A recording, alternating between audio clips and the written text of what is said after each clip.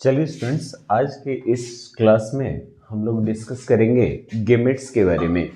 Gametes क्या होता है, किसे कहते हैं गेमेट्स। ठीक है, पिछली वीडियो में हम लोगों ने डिस्कस किया था, पिछली क्लास में हम लोगों ने डिस्कस किया था कि गेमेट्स एक हैप्लॉइडिक सेल है जो मेल और फीमेल पेरेंट के द्वारा प्रोड्यूस किया जाता है। और यहाँ पर हमने देखा था कि पेरेंट्स जो हैं वो कितने हो जाते हैं, दो हो जाते हैं। पेरेंट्स कितने हो जाते हैं, दो हो जाते हैं। एक हो जाता है कौन, मेल पेरेंट, एक हो जाएगा कौन, मेल पेरेंट। ठीक है, मेल पेरेंट हो जाएगा। और दूसरा जो है, दूसरे जो पेरेंट होंगे वो हो जाएंगे फीमेल पेरेंट, फीमेल पेरेंट हो जाएंगे। ठीक है, फीमेल पेरेंट हो जाएंगे। कभी कभी आपको मतलब जो है, जब आप आगे क्लासेस में पढ़ोगे तो कुछ ऐसे भी लिविंग क्रिएचर्स होते हैं जिनमें मेल और फीमेल रिप्रोडक्टिव पार्ट, यानी मेल पेरेंट के पास होता है मेल रिप्रोडक्टिव पार्ट और फीमेल पेरेंट के पास होता है फीमेल रिप्रोडक्टिव पार्ट। और चूंकि ये दोनों रिप्रोडक्टिव पार्ट्स डिफरेंट इंडिविजुअल्स में जनरली हम लोग देखते हैं या जानते हैं, तो इसलिए अगर ये दोनों रिप्रोडक्टिव पार्ट्स अगर अलग अलग इंडिविजुअल बॉडी में सेपरेटेड होते हैं तो ऐसे को हम लोग कहते हैं यूनिसेक्सुअल एनिमल्स। इसे हम लोग क्या कहेंगे, यूनिसेक्सुअल एनिमल्स कहते हैं। ठीक है, यूनिसेक्सुअल एनिमल्स कहते हैं। ठीक है, और कुछ ऑर्गेनिजम्स में क्या होता है कि मेल रिप्रोडक्टिव पार्ट भी और फीमेल रिप्रोडक्टिव पार्ट भी दोनों के दोनों एक ही बॉडी में अरेंज्ड हो जाते हैं। अगर ऐसा होता है कि दोनों एक ही रिप्रोडक्टिव बॉडी में अरेंज्ड हो जाते हैं, मेल और मेल प्लस फीमेल, अगर दोनों के दोनों रिप्रोडक्टिव पार्ट्स एक ही बॉडी में अरेंज हो गए तो इसे हम लोग कहते हैं बाइसेक्सुअल एनिमल्स। क्या कहेंगे इसे, बाइसेक्सुअल एनिमल्स कहते हैं इसे।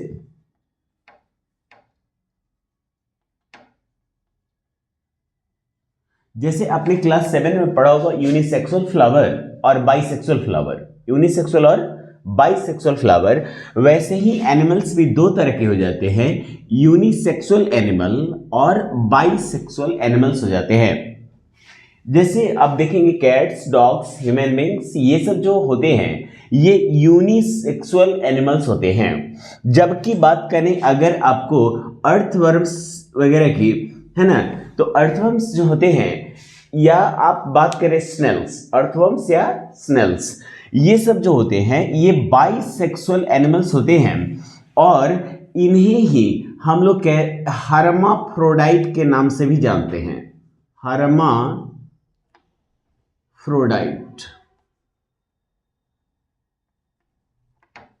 ठीक है, हर्माफ्रोडाइट के नाम से जानते हैं, हर्माफ्रोडाइट, या उसे हम लोग क्या कहते हैं, बाइसेक्सुअल एनिमल्स कहते हैं।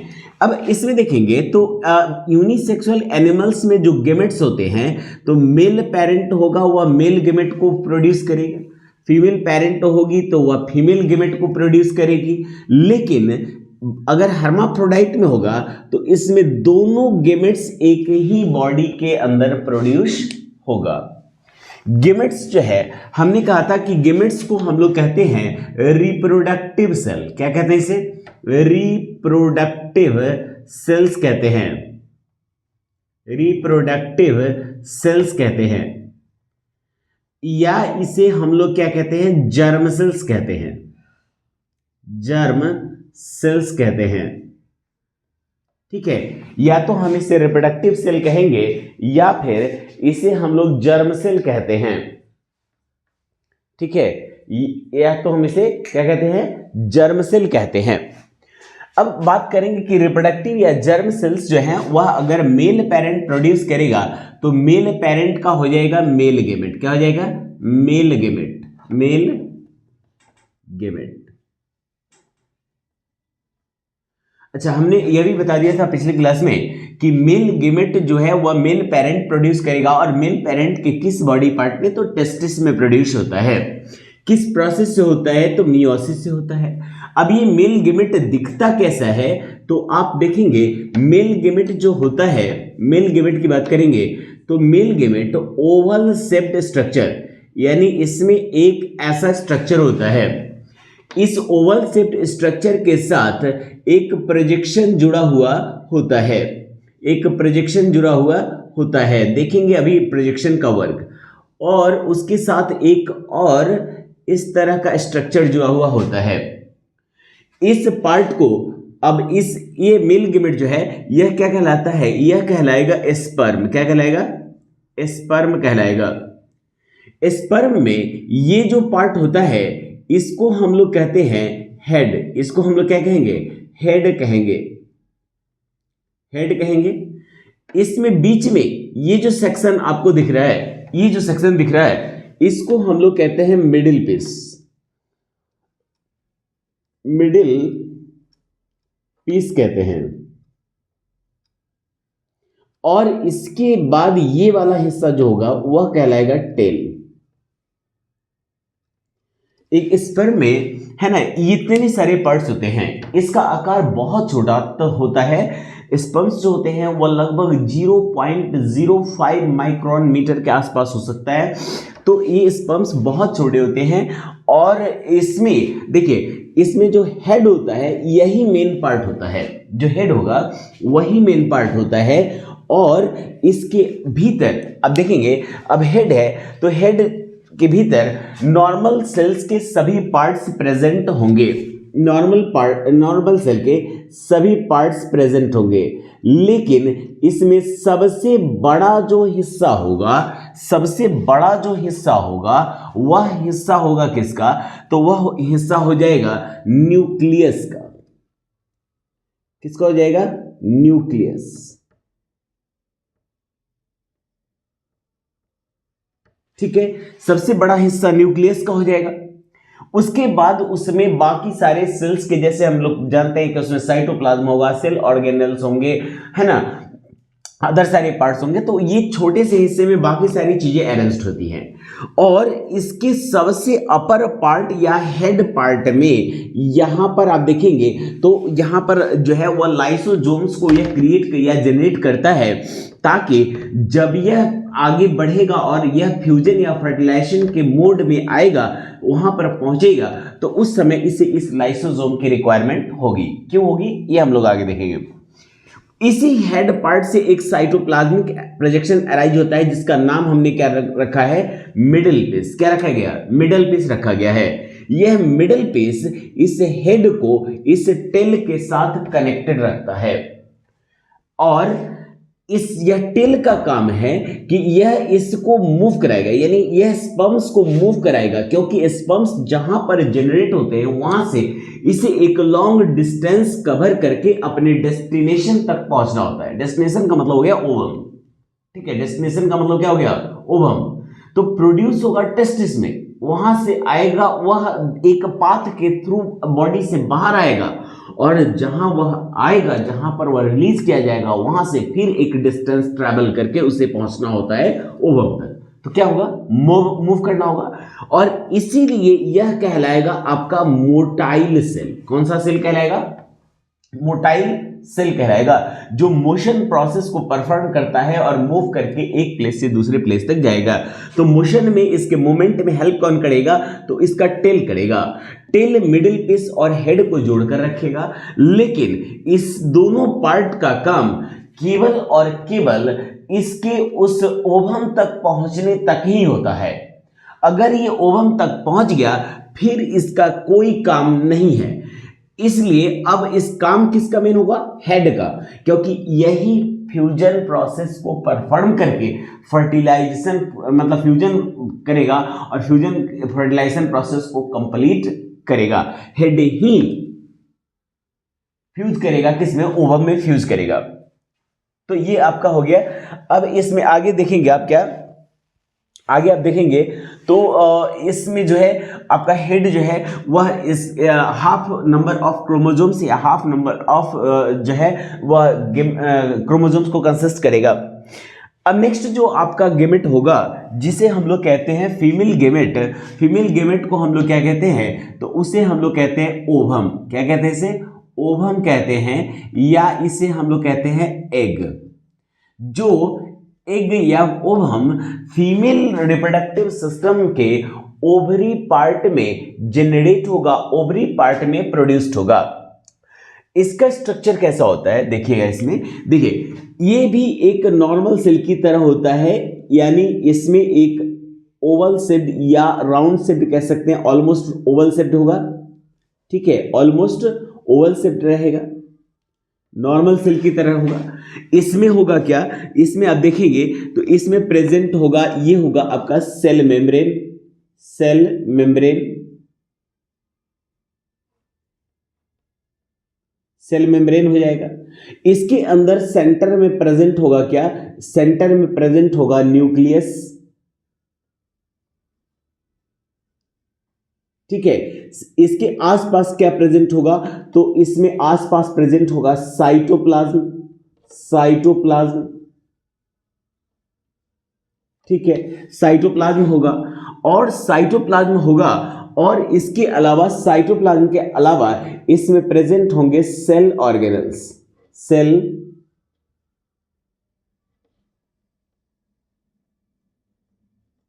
ऑर्गेनल्स प्रेजेंट होंगे। सेल मेम्ब्रेन होगा, न्यूक्लियस होगा, साइटोप्लाज्म होगा और सेल ऑर्गेनल्स प्रेजेंट होंगे। लेकिन इसके अलावा इसके पास एक और एडिशनल इसके पास जो है वो कवर प्रेजेंट होता है, जो इसके चारों तरफ प्रेजेंट होता है ना। और इसको हम लोग क्या कहते हैं, तो इस पार्ट को हम लोग कहते हैं जेली कोट, जेली कोट, ठीक है। जेली कोट प्रेजेंट होता है। सवाल है कि यह जेली कोट नॉर्मल सेल में तो दिखाई नहीं देगा। नॉर्मल सेल में हम लोग ने पढ़ा भी है कि नॉर्मल सेल में सेल मेम्ब्रेन होता है। नॉर्मल एनिमल सेल में क्या होगा, सेल मेम्ब्रेन होगा। प्लांट सेल में होता है कि एक एडिशनल मेम्ब्रेन होगा जिसे हम लोग कहते हैं सेल वॉल। क्या कहते हैं उसे, सेल वॉल कहते हैं। लेकिन इसमें सेल वॉल ना होकर इसमें जेली कोट होता है। जेली कोट का इंपॉर्टेंस क्या है, तो जो ये जेली कोट होता है यह इस बात को इंश्योर करता है, इस प्रोसेस को इंश्योर करता है कि एक पर्टिकुलर गेमेट सेल में केवल और केवल एक ही स्पर्म जो है वह फ्यूजन प्रोसेस को कंप्लीट करे, वह उसके अंदर एंटर करे। इस बात को इंश्योर करेगा कौन, जेली कोट, ठीक है। जेली कोट इसके अलावा यानी एक स्पर्म के एंटर करने के बाद बाकी किसी भी स्पर्म को एंटर करने नहीं देता, वह उसे लॉक कर देता है और लॉक करके फिर आगे further growth and developmental process को इनिशिएट करेगा।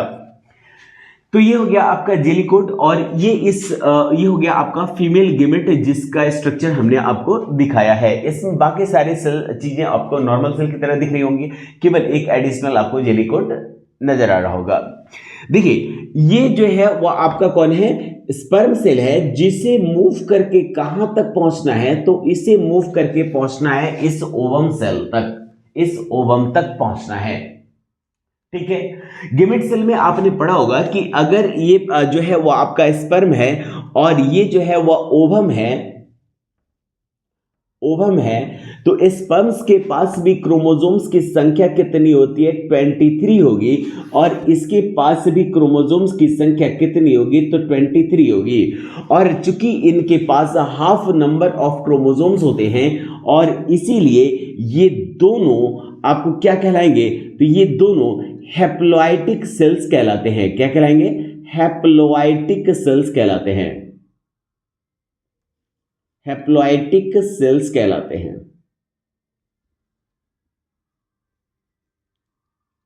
ठीक है। क्या कहलाएंगे, हैप्लॉइटिक सेल्स कहलाएंगे। जब ये दोनों जुड़ेंगे, यानी जब स्पर्म इसके साथ जुड़कर फ्यूजन करेगा, तो ये दोनों सेल्स मिलकर एक नए सेल को बनाएंगे, यानी दो सेल आपस में मिलेंगे और ये दोनों सेल्स आपस में मिलकर, ठीक है, दोनों सेल्स आपस में मिलकर एक सेल को फॉर्म करेंगे, है ना, एक नए सेल को फॉर्म करेंगे और इसी सेल का नाम क्या हो जाएगा, तो इस सेल का नाम हो जाता है जाइगोट। जाइगोट क्या नाम हो जाएगा, जाइगोट। तो ये दो सेल्स मिले तो आप देखेंगे 23 क्रोमोसोम्स इसका मिल जाएगा और 23 क्रोमोसोम्स इसका मिल जाएगा। तो दोनों को अगर हम यहां पर ऐड कर दे तो इसके पास जो क्रोमोसोम्स की संख्या होगी वह हो जाएगी 23 पेयर्स। ठीक है, तो यह क्रोमोसोम्स की संख्या नॉर्मल सेल के क्रोमोसोम की संख्या के क्या हो जाएगा, बराबर हो जाएगा। क्या हो जाएगा, बराबर हो जाएगा। और इसमें जो जर्म सेल हम लोग कह रहे थे, तो इसमें रिप्रोडक्शन यानी डिवीजन की एबिलिटी कंसिस्टेंट होती है और इसलिए इसका नाम क्या पड़ गया, जर्म सेल नाम पड़ गया। वैसे ये अराइज होता है जर्मिनल एपिथेलियम से, तो कॉमनली लोग अंदाजा लगा भी सकते हैं कि जर्मिनल एपिथेलियम से अराइज हुआ है, इसलिए उसका नाम पड़ गया क्या, जर्म सेल अराइज नाम पड़ गया। ठीक है ना। चले, तो यहां पे इस तरह से यह दोनों सेल्स के पास हाफ नंबर ऑफ क्रोमोसोम्स होने का रीजन तो हमने आपको बता दिया। ठीक है, और आप याद रखें कि इसी दोनों सेल्स के आपस में फ्यूज करके, यानी स्पर्म सेल और ओवम सेल दोनों के फ्यूजन के बाद जो नया सेल फॉर्म होता है, तो इसी प्रोसेस को हम लोग क्या कहते हैं, फर्टिलाइजेशन कहते हैं। यानी fusion of male gamete and female gamete to form zygote. ठीक है, क्या कहलाएगा, fusion of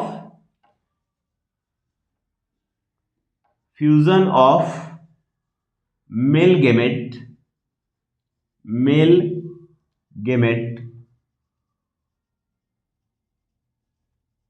plus female gamete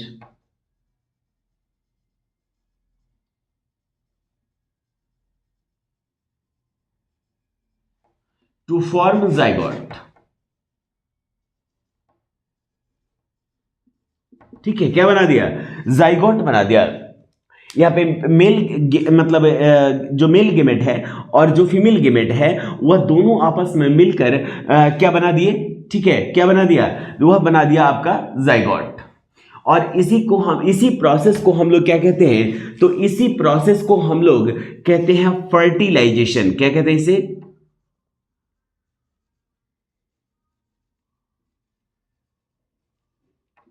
fertilisation कहते हैं। ठीक है, अब फर्टिलाइजेशन प्रोसेस कंप्लीट हो गया, बात समझ में आया कि नहीं आ गया। चले, तो फर्टिलाइजेशन प्रोसेस कंप्लीट हो जाएगा और इस तरह जो फर्टिलाइजेशन से जो यह जाइगोट बनेगा यही नए यंग वंस के रूप में कन्वर्ट हो जाएगा। ठीक है स्टूडेंट्स, तो यहां पे फर्टिलाइजेशन आपका दिखा रहा है। नेक्स्ट जो है आपका फर्टिलाइजेशन का टाइप कितना होगा। ठीक है, फर्टिलाइजेशन कितने टाइप के होंगे आप देखिए, यहां पे ध्यान रखिए। फर्टिलाइजेशन के समय जो है वह मेल गेमेट किसके अंदर जाएगा, तो फीमेल गेमेट के अंदर। मेल गेमेट किसके अंदर जाएगा, फीमेल गेमेट के अंदर। जैसे ये स्पर्म जब यहां पे पहुंचेगा तो देखिए यहां पे मान लीजिए कि ये जो है वह ओवम सेल है, इसके चारों तरफ क्या है, इसके चारों तरफ जेली कोट है। यहां पे पहुंच गया आपका स्पर्म सेल, क्या कौन पहुंच गया, स्पर्म सेल पहुंच गया। ठीक है, तो स्पर्म सेल इस जेली कोट को ब्रेक करेगा, जेली कोट को क्या करेगा, ब्रेक करेगा और यह एंटर कर जाएगा इसके अंदर। जब यह एंटर करेगा इसके भीतर, यहां पे जब हेड पार्ट इसके अंदर एंटर कर जाएगा तो इसमें से जो प्रेजेंट इसका जो मिडिल पीस है, जो टेल है, यह बाहर ही रह जाएगा, केवल हेड जाएगा। और हेड पार्ट जो है ये दोनों न्यूक्लियस, यानी ये न्यूक्लियस और ये न्यूक्लियस दोनों आपस में कंबाइंड हो जाएंगे और तब एक सिंगल न्यूक्लियस का फॉर्मेशन होगा। दो न्यूक्लियस मिलकर एक सिंगल न्यूक्लियस बना दिया और तब यही ओवम सेल, चूंकि वह डिप्लॉयटिक हो गया, हैप्लॉयटिक से क्या बन गया, डिप्लॉयटिक, यानी पेयर्ड क्रोमोसोम्स इसमें आ गए। इसमें क्या है, अनपेयर्ड क्रोमोसोम्स हैं, इसमें क्या है, अनपेयर्ड क्रोमोसोम्स हैं, लेकिन इसमें क्या आ गया, पेयर्ड क्रोमोसोम्स आ गया और इसलिए जाइगोट हो गया आपका डिप्लॉयटिक सेल। ठीक है, जाइगोट क्या हो गया, डिप्लॉयटिक सेल हो गया। तो इसी प्रोसेस को, यानी दोनों के फ्यूजन को हमने कहा था फर्टिलाइजेशन। फर्टिलाइजेशन जो होता है वह दो टाइप का होता है। एक होता है जिसे हम लोग कहते हैं इंटरनल फर्टिलाइजेशन, और दूसरा जो होता है उसको हम लोग कहते हैं एक्सटर्नल फर्टिलाइजेशन, है ना, फर्टिलाइजेशन कहेंगे। देखिए दोनों में डिफरेंस क्या है, दोनों में डिफरेंस क्या है कि इंटरनल फर्टिलाइजेशन जो परफॉर्म होगा वह होगा inside female body, inside female body, female body. यानी अगर फर्टिलाइजेशन प्रोसेस, अगर ये फर्टिलाइजेशन प्रोसेस जो यहां पे हमने समझा, अगर ये फीमेल बॉडी के भीतर होगा तो इसको हम लोग कहेंगे इंटरनल फर्टिलाइजेशन। क्या कहेंगे? Internal fertilisation. और अगर यह फर्टिलाइजेशन प्रोसेस फीमेल बॉडी के बाहर हुआ, यानी outside, outside, outside the female body,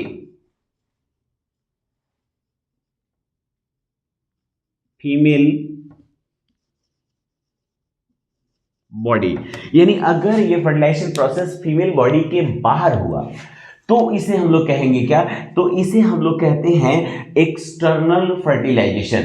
जैसे कि फिशेस में होता है, जैसे कि फ्रॉग्स में होता है। ये सब क्या करते हैं कि एग्स को अपने सराउंडिंग में, फीमेल क्या करेगी कि एग्स को अपने सराउंडिंग में रिलीज कर देगी, और मेल्स क्या करेंगे कि स्पर्म्स को उसी सराउंडिंग में क्या करेंगे? रिलीज कर देंगे। दोनों एक दूसरे के सर्टेन इंटरवल में जो है वह एग्स और स्पर्म्स को रिलीज करते हैं, और तब उसी सराउंडिंग में यह फ्यूजन या फर्टिलाइजेशन प्रोसेस कंप्लीट होता है फीमेल बॉडी के बाहर सराउंडिंग में, एनवायरनमेंट में। तो इसको हम लोग क्या कहते हैं? एक्सटर्नल फर्टिलाइजेशन कहते हैं। मोस्ट प्रोबेबल इन्हीं में होगा, फिशेस और फ्रॉग्स में, कारण कि ये लोग एग्स लेड करते हैं एक्वाटिक मीडियम में। कहां पर? एक्वाटिक मीडियम में, जहां पर यह जेली कोट ड्राई नहीं हो पाता और तब फ्यूजन या फर्टिलाइजेशन आसानी से हो जाता है। ठीक है, अगर इसे टेरेस पर किया जाए, अगर इसे जमीन पर, सूखी जमीन पर किया जाए, तो जब तक स्पर्म्स इसके पास पहुंचेगा, एक तो स्पर्म्स को मूव करने के लिए कोई मीडियम नहीं मिलेगा, और अगर ये पहुंच भी जाता है तो जब तक ये पहुंचेगा इसका जेली कोट हार्ड हो जाएगा और ये सारे सेल्स क्या हो जाएंगे? मर जाएंगे। इसलिए एक्सटर्नल फर्टिलाइजेशन जो होगा किसमें होगा? एम्फीबियंस यानी कि फ्रॉग्स में, और दूसरा हो जाएगा फिशेज में, फ्रॉग्स और फिशेज में। और बाकी जितने भी हायर एनिमल्स होते हैं उन सभी में इंटरनल फर्टिलाइजेशन प्रोसेस परफॉर्म होता है। ठीक है स्टूडेंट्स, तो आज के वीडियो में इतना ही समझेंगे। अब नेक्स्ट जो है टॉपिक है वह समझेंगे नेक्स्ट वीडियो में। Thank you.